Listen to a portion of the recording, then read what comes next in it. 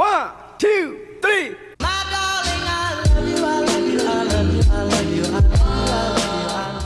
Hi guys, my name's Stella. Welcome back to my YouTube channel. So for those of you who don't know, I have a service dog in training. His name is Finnegan. He just turned 1 year old literally like 3 days ago. So I'm just gonna be doing a Q&A. I asked you guys on my Instagram to ask me questions. So I've had these questions on my phone for like a really long time and I'm finally gonna answer them now. I hope it's not super loud because it's like really windy outside. Let's get right into this juicy Q&A. First one, not a question, but you and Finn make such a good team. That's a good start. Thank you so much, whoever said that. You're so sweet. The next one is, what grade are you in? I am in 11th grade, so I'm a junior. The next one is, favorite breed of dog. I think standard poodles are probably my favorite breed. I love Goldens too though, so it's probably like a close tie between Goldens and standard poodles. The next one is, how old are you? I'm 17. What do you do for fun? I think the questions are gonna get more exciting as we go. I edit. I love editing for YouTube, and like I've had internships with dog trainers. That's super fun, like just dog training in general, I love. The next one is, what's a place you want to take your service dog that you think they'd love? For me, it's the Redwoods. I would want to take Finn to the beach. If you don't follow me on Instagram, you probably don't know this, but for spring break, we went to Mexico and it was so fun. Finn loved the beach. My dad turned him into a Frisbee dog. I'd take him somewhere where there's a beach probably because he really loved it. What dog would you get besides a poodle for service work? I would get a Golden for sure. The next one is favorite gear set that you have. My favorite gear set right now is my blue vest from Coastal Pup Collective. I'll put picture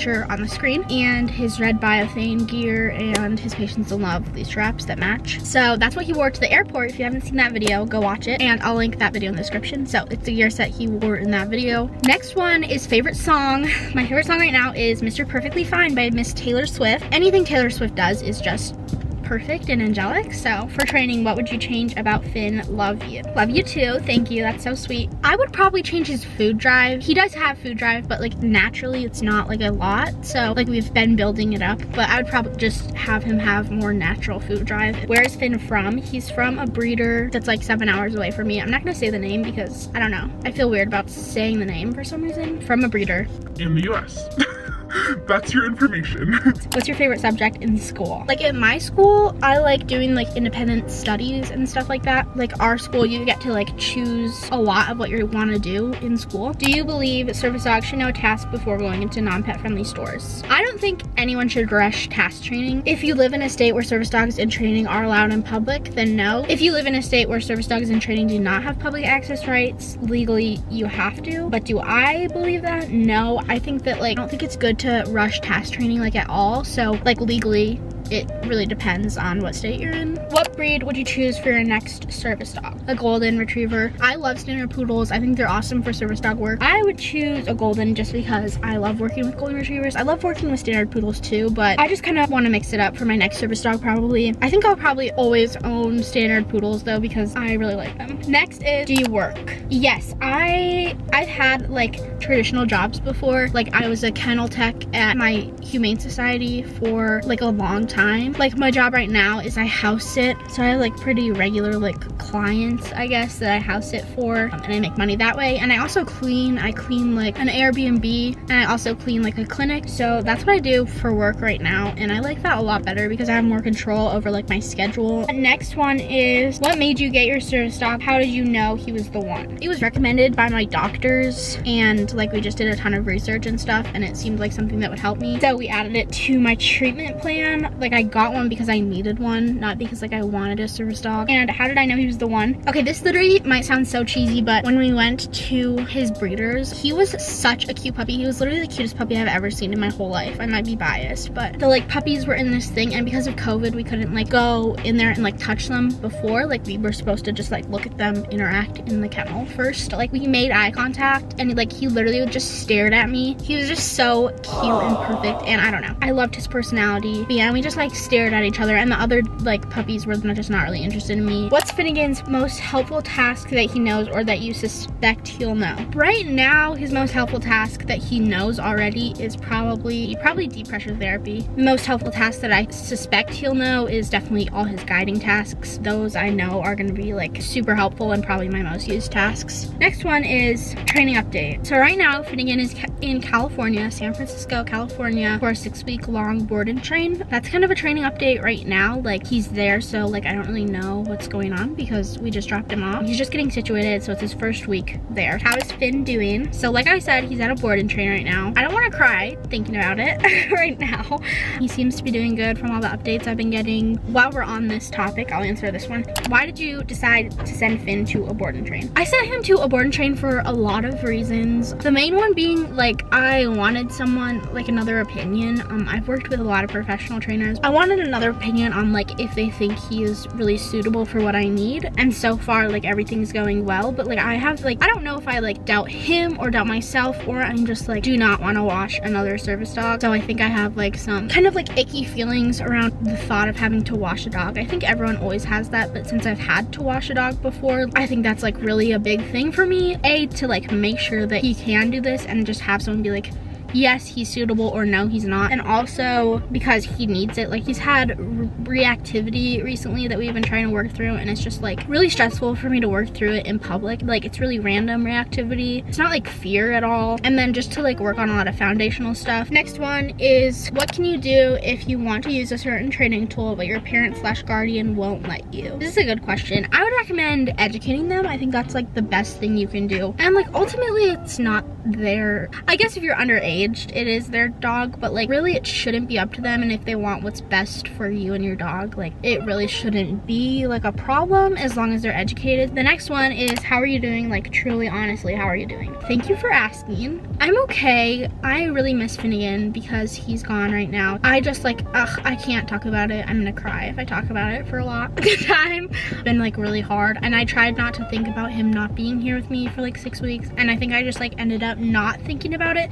like trying not to think about it, and now it's like impacted everything for me like a lot, so it's been hard. Next is, what's the strangest thing someone has said/done about Finnegan? I'm pretty sure this means like in public. Definitely like one of his first days he came to school with me. Oh god, this was so frustrating. I was in math class and everyone's excited, there's a dog there, like it's exciting, whatever. He was like tucked under the table, and someone, I didn't know this, but someone took a picture of us sitting there in math class and they posted it on their Snapchat story. And I didn't have this person on Snapchat, but someone I know did have them, and they like showed it to me and they were like, hey, like did you see this? And it was just like a picture of us in math class, and it just like really creeped me out. It just creeps me out when people do that type of thing. And also what was worse about it was like in the picture, like you could not even see Finnegan because he was tucked under the table, so you could literally not see him. It was just me sitting in math class, and you could like see his like paw sticking out.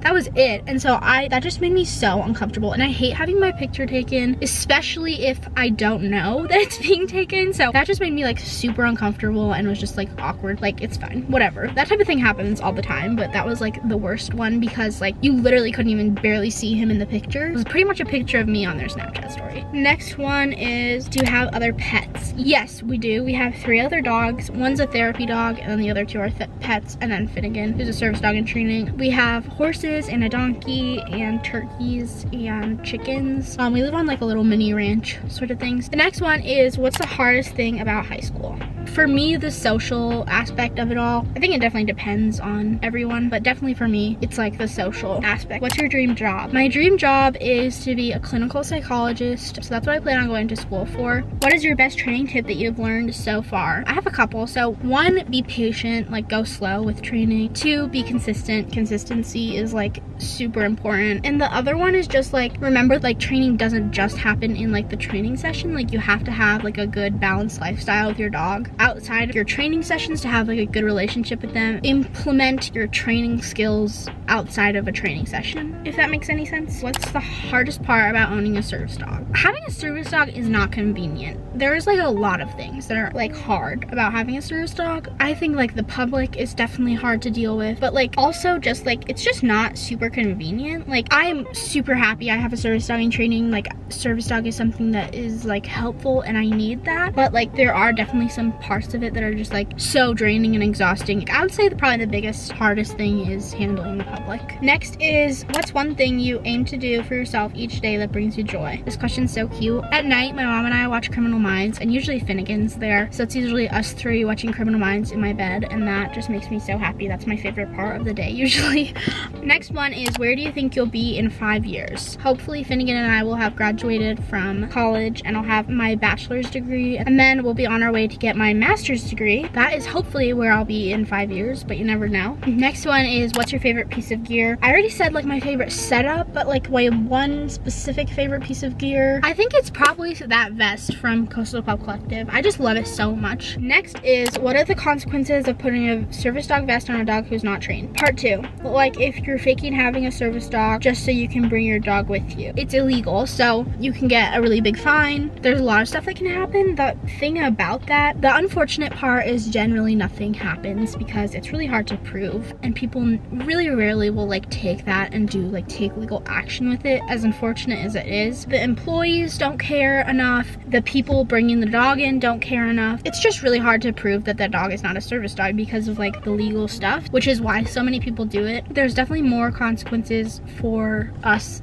than for the person doing it, unfortunately. Tell me more about the board and train. What will you be learning? And right now he's just working on getting adjusted to working with a different handler, so that's kind of what they're doing right now. Next one is favorite hobby, probably YouTube, like I said. What are Finn's goals at the board and train? To be like really solid on PA. That's like a big thing, I think, like to get him through his like reactivity phase so that we can start working more regularly, just so that I'm more confident to be working with him in public, if that makes sense. What's the best and the worst part about the breeder you had? When we got Finn from the breeder we got him from, I did so much research. Like I had been in touch with like every poodle breeder in the US pretty much. Like I did so much research of poodle breeders everywhere. I thought they were really reputable, and some stuff I don't want to go into detail about it really because I don't know enough to go that much into detail about it. Some stuff has surfaced about the breeder that is not super good, and like we didn't know that when we got Finn, but like the worst part is just that like I didn't know that, and I wish I had. But also like even if I had known it, like I don't wish I could change anything. If I had gone back and not gotten from this breeder, if I had known that, I wouldn't have gotten from this breeder and I wouldn't have Finnegan, and he is like the best thing that's ever happened to me. I don't wish for that either. The best thing about the breeder we got Finn from is that I got Finnegan. I am so in love with him. I'm totally obsessed with him. He's literally my best buddy. I'm so in love with him. I'm gonna start crying because I miss him so much. And that is the last question. I hope you guys enjoyed this little Q&A. If you guys want to be involved in the next like interactive video, you can follow me on Instagram. If you guys have any video suggestions for the next 6 weeks, please comment down below. I have a couple ideas on stuff I'm planning on doing, but it's hard because he's not here. Let me know if you guys have any ideas to do without a service dog. I have a ton of gear coming, so I want to do like a gear collection update or a gear haul or something like that. The hard thing is I always have gear in the mail, so I don't know if I should just like keep updating, like making new gear videos after like I get more gear. Thank you guys so much for watching. I hope you enjoyed this video. I love you. You're awesome. And it was good to see you again. I'll see you guys in the next video. Bye, besties. But I'm sure